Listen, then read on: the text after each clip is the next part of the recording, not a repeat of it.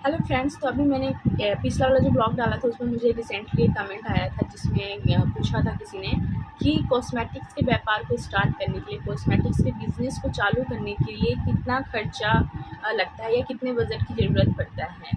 तो आज की इस वीडियो में इसी टॉपिक पर बात करने वाली हूँ फ्रेंड्स। आज का वीडियो आपको थोड़ा सा भी अच्छा लगे, आपके लिए थोड़ा सा भी यूज़फुल रहे तो प्लीज़ वीडियो को लाइक एंड चैनल को सब्सक्राइब जरूर करना। चलो वीडियो को करते हैं स्टार्ट। तो अब हम बात करते हैं कॉस्मेटिक्स के व्यापार में शुरुआत के लिए आपको कितने पैसे की ज़रूरत पड़ती है, कितना आपको बजट चाहिए।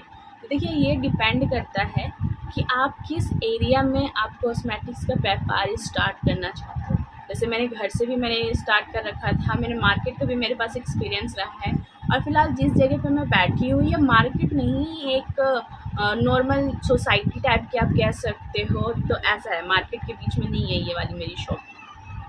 तो आपको बजट उसी के हिसाब से लगेगा। अगर आप घर से स्टार्ट करते हो तो 30 से 40 हज़ार रुपये में मैक्सिमम आप कॉस्मेटिक्स के व्यापार स्टार्ट कर सकते हो।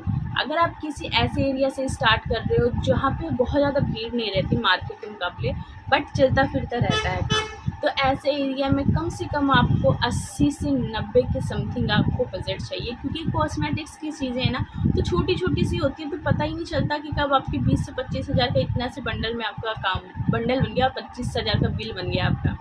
तो कॉस्मेटिक्स के व्यापार में आप जितना लगाओ उतना कम में, इसकी कोई लिमिट नहीं होती कि आप इतना लगा दोगे इसी में आपका जो दुकान है वो सक्सेस हो जाएगा।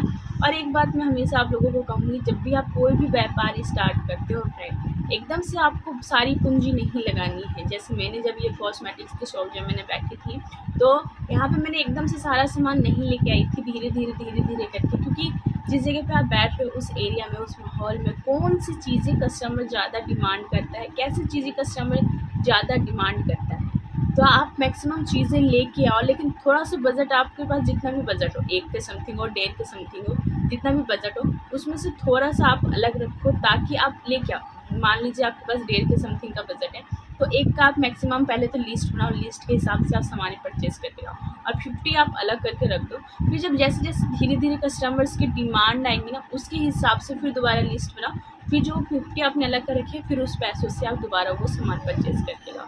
तो एकदम से आपको सारी चीज़ें नहीं भर लेना है, क्योंकि मान लीजिए कस्टमर्स को चाहिए ये चीज़ और आप ले आए हो दूसरी चीज़, तो फिर इस तरीके से जो आपका पैसा है वो इकट्ठा रह जाएगा, तो फिर वो आपको प्रॉफिट नहीं देता है बिल्कुल भी। ऐसा नहीं है कि सारी चीज़ें निकलती हैं, कुछ भी रख लो आप, कभी ना कभी तो वो चीज़ ज़रूर निकलेगी, बट वो ये कि पैसा आपको इकट्ठा रह जाएगा। और जब भी कोई न्यू शॉप हम ओपन करते हैं ना, तो उसमें हमें क्या होता है, बजट चाहिए होता है, क्योंकि हमें ये शॉप को जहाँ यहाँ से स्टार्ट किया था यहाँ से यहाँ तक तो पहुँचाना है ना, तो उसके लिए थोड़ा सा बजट चाहिए होता है। इसलिए आप कोशिश करो कि अपनी शॉप में यूनिक चीज़ें, एकदम छाट के चीज़ें रखो, ताकि वो कस्टमर आए और लेके चला जाए, तो आपका जो पैसा है वो इकट्ठा ना हो।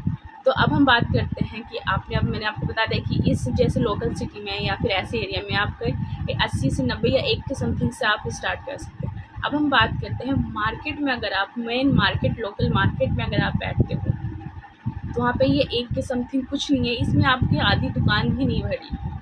तो कम से कम आपके पास जितना बजट हो ना उतना बहुत अच्छी बात है, लेकिन कम से कम 1.5 के समथिंग तो आपके हाथ में पूंजी होनी चाहिए, क्योंकि कॉस्मेटिक्स में इतनी छोटी बड़ी चीज़ें होती है ना कि पता ही नहीं चलता। और 1.5 के समथिंग से आप स्टार्ट करो, आप शुरू तो करो, उसके बाद ही तो बढ़ेगा। आप एकदम से सोचोगे कि आपकी शॉप एकदम से ही चलने लग जाएगी, तो ऐसा नहीं होता। किसी के साथ में था, कोई भी व्यापार कर लो, किसी में, चाहे कपड़े की कर लो, कॉस्मेटिक्स की कर लो या गिफ्ट्स की कर लो, तो धीरे धीरे करके।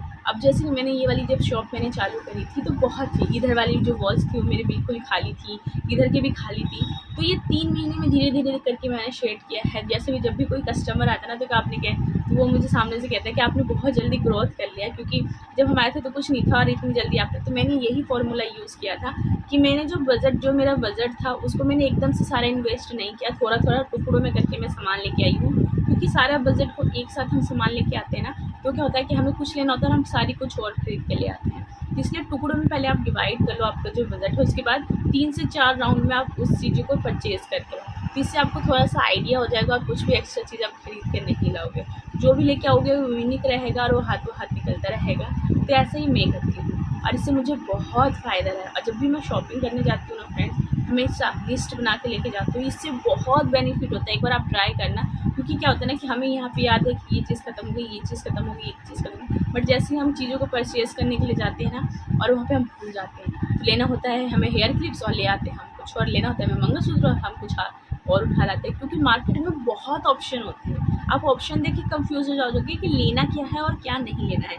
इसलिए बेस्ट ऑप्शन है कि जब भी आप मार्केट सामान परचेज करने के लिए जाते हो, हमेशा लिस्ट पहले से तैयार करके ले जाओ। और बिजनेस में कोई भी लिमिट नहीं होती, आप कितने से भी स्टार्ट कर सकते हो, जितना बजट लगाओ उतना कम है, बट शुरुआत करो, शुरुआत करोगे तो ही आगे बढ़ेगी। थैंक यू फॉर इस कमेंट को करने के लिए, आपने ये कमेंट पूछा इसलिए आपके थ्रू ये वीडियो बन रहा है। तो ऐसे ही कोई भी कमेंट्स हो बिजनेस रिलेटेड, कॉस्मेटिक्स से या कपड़ों से रिलेटेड, तो आप मुझे कमेंट करके बता सकते हो। मैं आपके लिए ज़रूर स्पेशल वीडियो बनाऊंगी फ्रेंड। और आज की वीडियो आपके लिए थोड़ा सा भी यूज़फुल है तो प्लीज़ लाइक एंड चैनल को सब्सक्राइब जरूर कर देना। Bye bye.